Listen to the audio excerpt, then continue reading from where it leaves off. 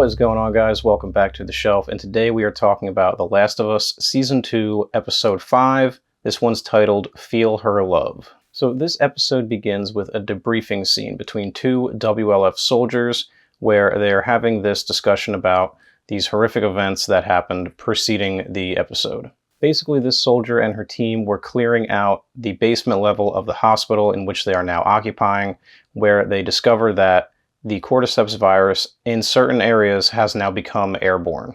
Obviously, this poses a really big threat to anybody who isn't Ellie, and so they had to seal off the basement with some WLF soldiers still inside. So very tragic, but the ones who were inside actually gave the call. I thought this was a cool way to begin the episode. It really kind of sets the stage for what's to come later, and it also helps to illustrate what the average foot soldier in this war is going through outside of the spotlight of our main characters. So after this scene, we go back to the theater where Ellie and Dina are hiding out, and there's this cool bit of little banter where they're talking about triangulation and stuff like that, where Ellie realizes that she's not really equipped to help Dina with this, so she kind of leaves her to it.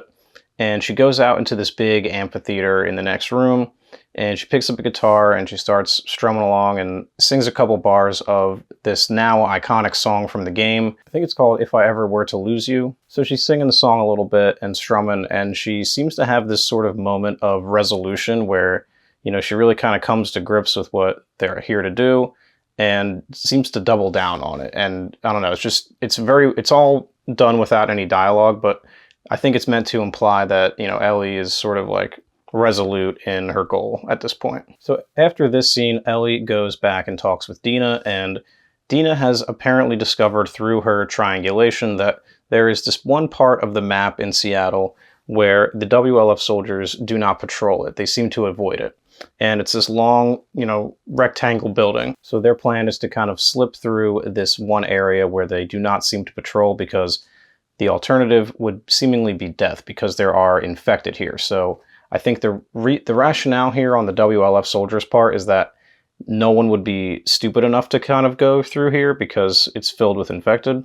So they decide that they can, you know, use this as an opportunity, and it'll put them right near where they need to be at the hospital to find Nora, which is the whole reason that they're here to begin with. Ellie and Dina also cleverly deduce that the scars or the Seraphites are most likely Amish in nature, and that's why the WLF talk on their radios like they know that nobody's listening, because nobody is listening. So this kind of gives them an edge in their mind, because they are assuming that the WLF are not going to be expecting a third party to be listening in on them. So anyway, Ellie and Dina are heading to the warehouse now, and they're just kind of walking down the street where they round a corner and they discover that there is a ton more dead scars, seemingly left here as a message to any other scars. So Ellie's seeing all this like savage violence, right? And she's like, fuck, like I shouldn't have brought Dina along. She's pregnant. This was a mistake. And then Dina gives a bit of backstory and explains how she killed a man who killed her mother and sister. She goes on to explain that had her mother and sister killed this man's family first, it would not have mattered, because violence just begets more violence in their mind. And, you know, Dina, in her mind, sees this as an opportunity to help Ellie get the revenge that she deserves. Because it's like, had the person who killed her mother and sister gotten away, she would have hunted him down until the ends of the earth, right? So she understands where Ellie's coming from, and she obviously has feelings for her, so the two of them are in it together at this point. So Dina's not going home. So in a later scene, it is now nighttime, and the two girls have arrived at the warehouse under the cover of darkness, and they quickly gain access to it, and they're coming up with a plan when they discover that the warehouse is filled with these smart infected, similar to the one that Ellie encountered in the first episode. And almost instantly, the two of them realize that they are not equipped to handle this situation, like, at all. Which brings me to my first kind of criticism of this episode, and frankly this season in general, and it's just that Ellie and Dina in the show do not feel as capable as their video game counterparts. And I know that that's not fair to compare the two mediums, but it's hard because, you know, they're effectively living out experiences that I've played through the game. You know, they kind of just fire shots off at random they run out of ammo, and then that's it. And it's like, it's hard to necessarily equate the two, and it's a tough thing to conflate a game and a movie or a show or what have you. But yeah, it kind of bothers me when they are so much less capable than their video game counterparts. And it's like, I don't know, I feel like more could have been done to perhaps make them feel a little bit more capable. But in this particular scene, that's just not the case. So perhaps it's a minor gripe, but it was something that I thought about when I was watching this episode. Luckily for them, though, Jesse shows up and saves them. Apparently, he and Tommy left after Ellie and Dina just a day later to catch them and, bring them home and stop them from this suicide mission that they've gone on. Tommy's not with him, though. They split up when they got to the city to cover more ground, and Jesse just happened to be the one to find them first. So Ellie, Dina, and Jesse escape the warehouse, and they are quickly discovered by WLF soldiers from all the shots that they've been firing off. So the WLF are chasing after them, and the three of them run into the woods. We quickly discover that the WLF do not go in these woods, and we're about to find out why. Apparently this is Scar territory, so especially under the cover of darkness, the WLF do not fuck around in there. So Ellie, Jesse, and Dina are, laying low, trying to make it through and navigate when they stumble upon this Scar sort of scene in the middle of the woods where this Scar is, I think he's got a WLF soldier tied up, and, he's pleading for his life, all this stuff, and then, this Scar just disembowels the guy, while he's hanging upside down. So it's this really gruesome scene. Actually, I don't think he's hanging upside down. I think he's just hanging normal. And then they lift him up as he's bringing the sickle down. So it's like just, it's gross. But anyway, this kind of lets you know that the Scars are not to be fucked with. They're on some primitive, carnal shit. They're doing shit like splitting people open. I don't really know that the WLF is necessarily doing that. They're committing their own war crimes, but theirs are a little bit more militaristic. They're not so much on the sort of archaic cult-like stuff that the Scars are doing. So just sort of goes to show the difference in terms of what they're all willing to do in this war. So right after the disembowelment, Dina catches an arrow to the leg. The three of them have been discovered. So Jesse takes an injured Dina. He runs off in one direction. Ellie distracts them all and runs off in a different direction. This is the last time we see Jesse and Dina in this episode.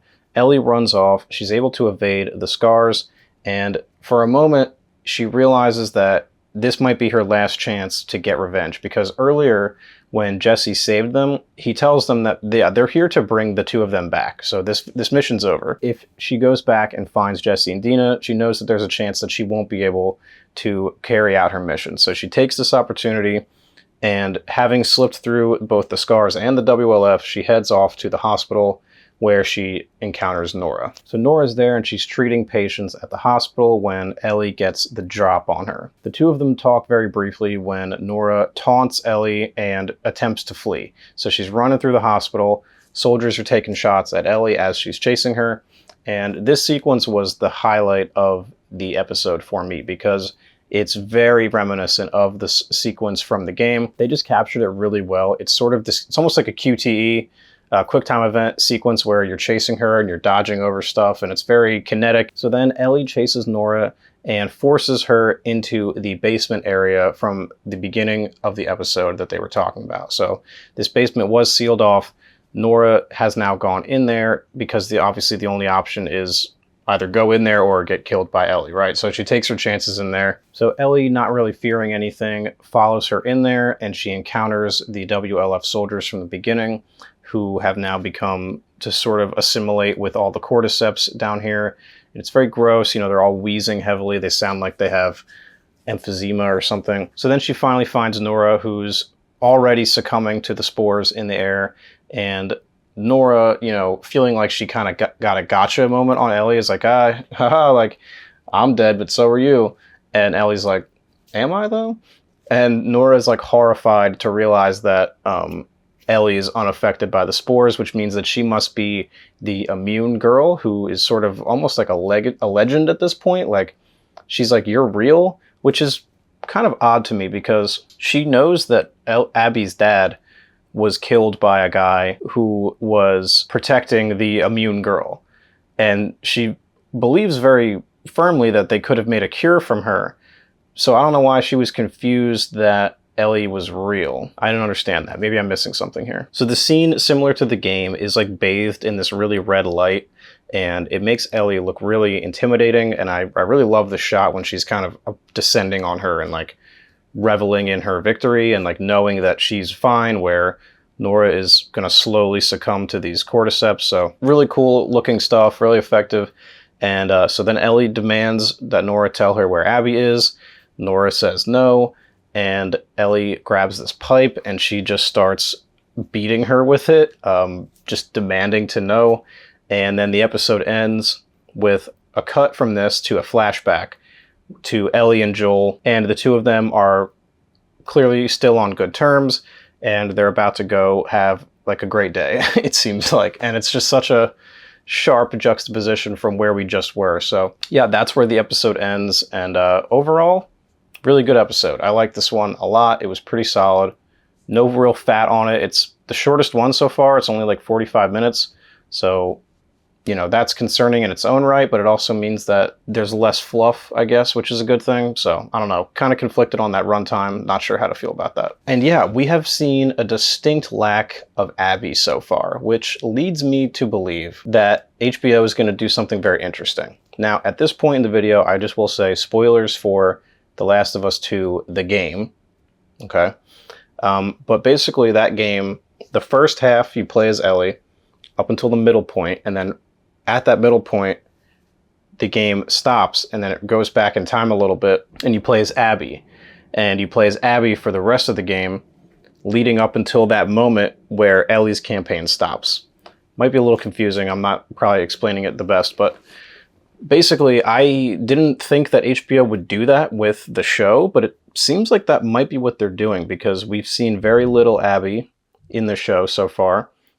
Basically the same amount that we saw her in the game at this point. But I didn't think that HBO would want to do a season 3 where it's all Abby. Like, you would want to think that they would have their star being Bella Ramsey at this point, you know, sprinkled in there. And maybe they will do that, and maybe it'll be mostly Abby with some sprinkled in Ellie scenes. I'm not sure how they're going to approach it, but if that is what they decide to do, then I would commend that very well, because that is very faithful to the game, and I like to see them being faithful to the source material. So yeah, I think that'd be very cool, and hopefully that is what they wind up doing. So yeah, not a ton of complaints with this one overall. It was a good episode. Remains to be seen how they land the plane. We still have 2 episodes left, so if they are deciding to end the season with that split that I was talking about, and then have season 3 be all Abby, I think that will actually wind up making a lot of sense, and it'll kind of dampen some of my concerns and issues that I've had with the rest of the season, because now I know that they're not going to try to cram in a bunch of Abby stuff in season 2 as well, and that they're actually just saving all that for season 3. That would actually make this. That would actually go a long way towards making this all make more sense as far as how they're choosing to manage the time that they have. So yeah, we'll see if that's what's happening, because next season appears to be all Ellie and Joel, like a flashback. It'll be a scene from the game where they go to a zoo, probably. That's what it seems to be. And then the last episode will be the last episode, which some shit should probably be going down in that episode. So yeah, overall, really enjoying season 2. But let me know what you guys are thinking about this season down in the comments. We only got 2 left, and then it'll be another 2 years until we get this show again. So enjoy it while you have it, folks. But anyway, like the video if you liked it, subscribe if you haven't. We talk about new movies, old movies, TV shows, physical media, and horror in general. So with all that being said, guys, please take care and watch more movies.